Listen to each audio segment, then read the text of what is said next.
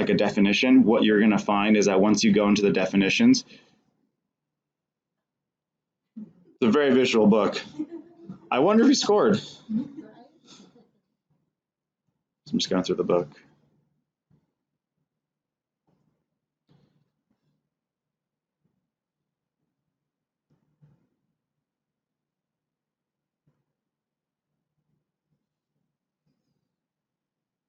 My apologies for the next thing. I'm just going to scroll through really quickly. I was trying to point to, here we go. That's not it. Yes, this is the interactive ebook. So this will mirror exactly the actual print textbook. Just trying to find a specific thing. Anyways, I'll find it afterwards. But this is exactly, this is where you're going to have all of those premium videos housed. Looks a little different on that screen. So they're housed in the interactive ebook. Yeah.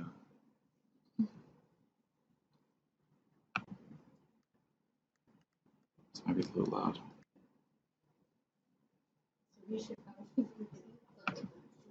In this video, Dr. Alice Fothergill discusses the longitudinal research she and her team conducted on child survivors of Hurricane Katrina. She describes 3 patterns of adjustment.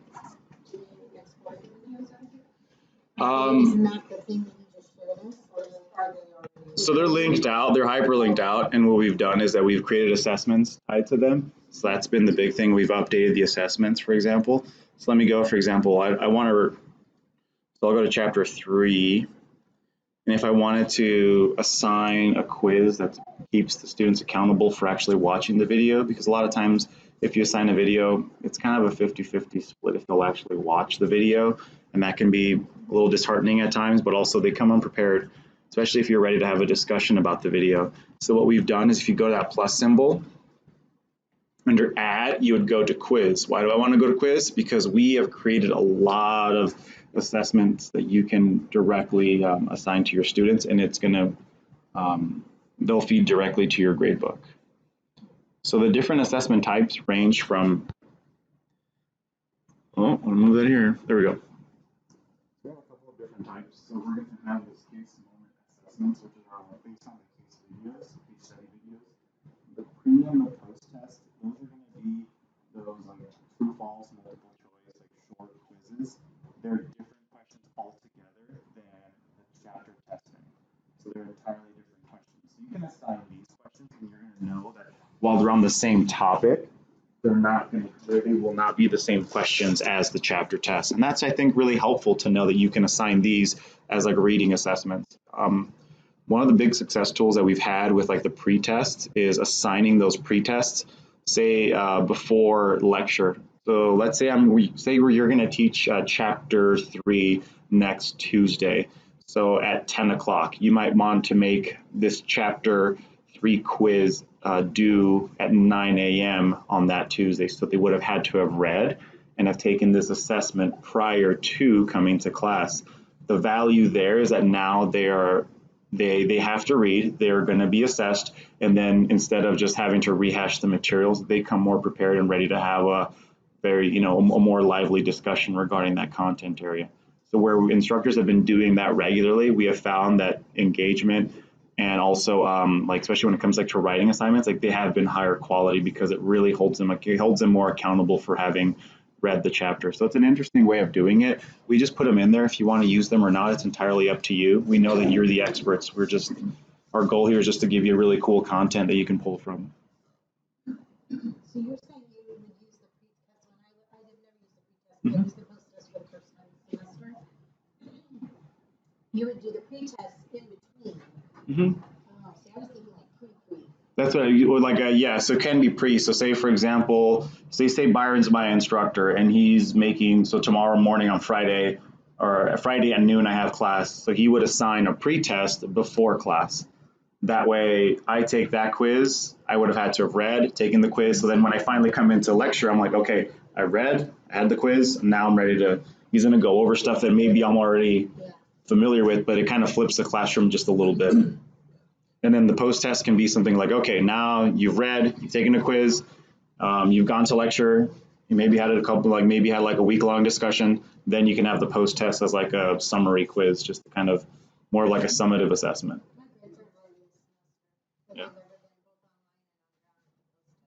Yeah. So those like regular assessments, either one, like we have a lot of assessments. I would definitely not recommend using all of them. I think your students would cry a little bit if you gave them four or five quizzes per chapter.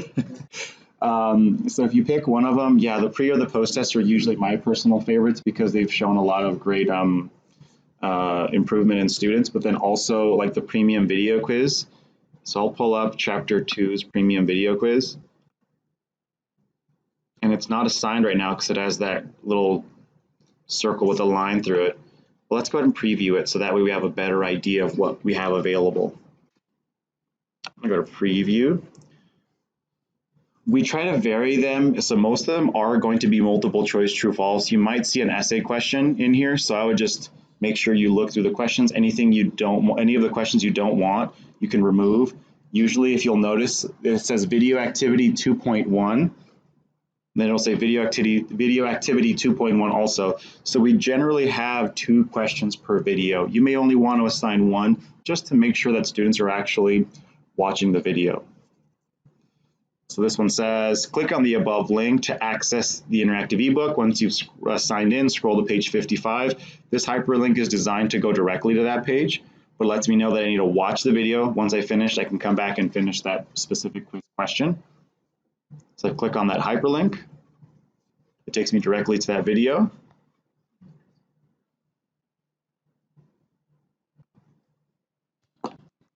Miscarriages occur for many reasons.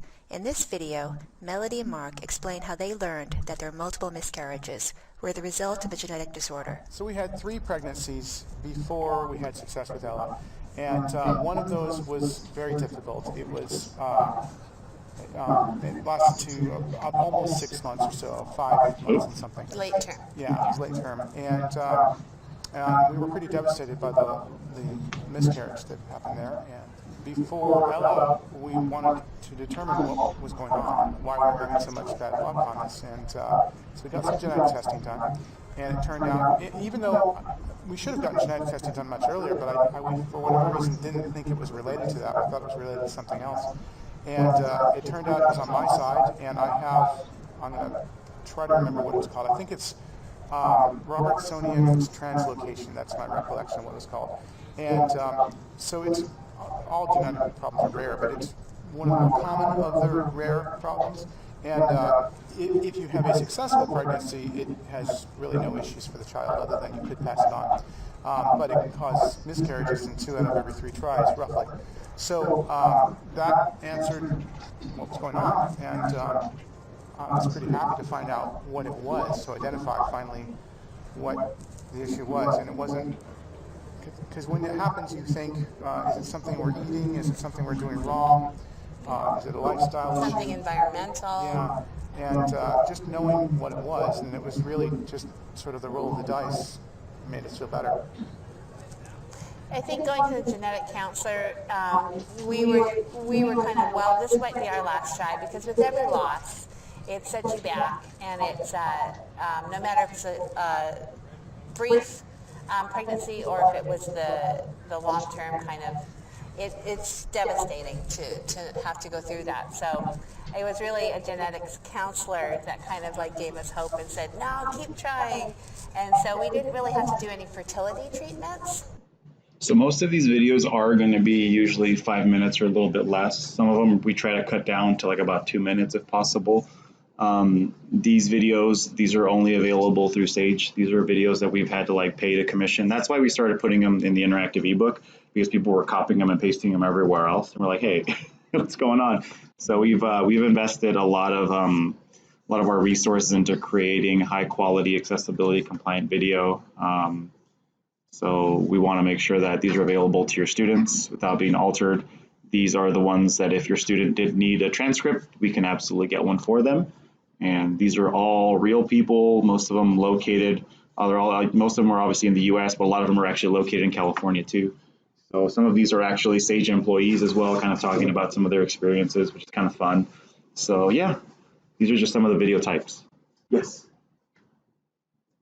So, if I go to show these videos to my students, what do I need to do?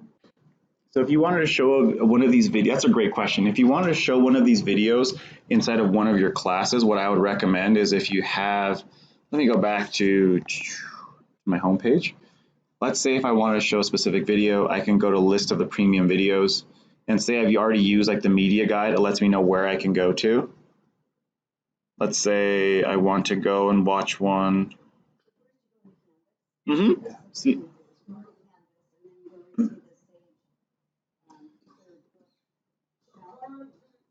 Currently, I just use the videos as a lecture on the student. Sure. So I go on it, I click on it for 3-5 minutes. Mhm. I have it on the watch.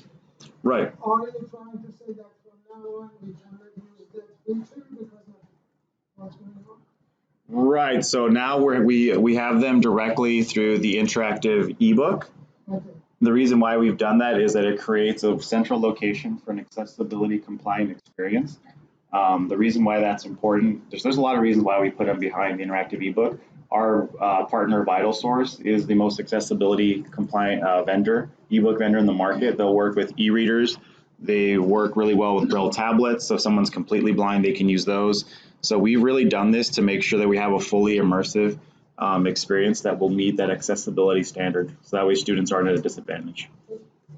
So if you wanted to just go to the interactive ebook, I don't know, it's kind of cutting off my screen, but on the left-hand side, if I go to these 3 little lines, and if I went to this thing called the media library, which you can kind of see there, then in the media library, I can look up every video all together. So if you were looking for a specific premium video, you can just go there.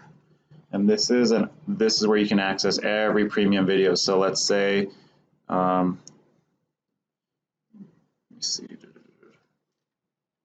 executive function. So really, to answer your question, everybody here is going to have access to the interactive ebook for Cooper. No. You can sign in to your interactive ebook in your class. You can play any of these videos. Yeah. If you're signing in for students, they're else in IE because of the So accessibility. in a sense, really nothing has changed. I mean, Right. It's still the same thing. Right. I go there and click on it and For instructors, it's the same, but for students, it's going to be a little bit different. okay. But you couldn't put it like in your pod. Just like I have mine right now as a slot. Right. Where it just stops, right? And it's not- You can continue to use those slides if you have them, that's fine. But for I students, see what you're saying. yeah, but Now basically, the Chop Talks here, it's just a slide, and these is just where I want them in my right. lecture. Okay. But like the nice thing too is that within like the discounted package we're giving to your students, they are not paying for the interactive ebook. They're going to get it for free. So every student who does purchase their textbook through the bookstore, they will have all of these resources available to them. And someone can actually go ahead and try to buy these separately if they wanted. So the interactive ebook standalone is available at actually I think like the same cost as like the print version plus the interactive ebook. So it's more accessible. It's more financially advantageous to the students to buy it directly through the bookstore. And most students have been buying it there, which is helpful. Yeah, this is essentially just our repository, the media library for like all the videos that we have. So I'm gonna go back to our home page. So we're kind of going over some of the student resources. I started making changes in chapter 3. I better delete that because that's what I'm giving to you guys. All of a sudden chapter 3 is going to be assigned.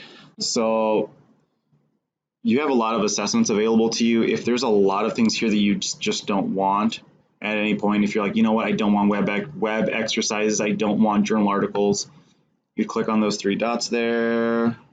You can just go ahead and remove them or simply unpublish them so they're not available to your students. You're very much in the driver's seat.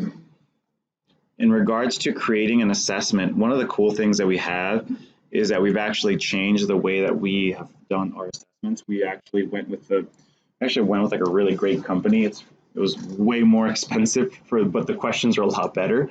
So that's one of the reasons why we did that. So I'm gonna go to quizzes. And we're gonna walk through how you can create like a chapter test.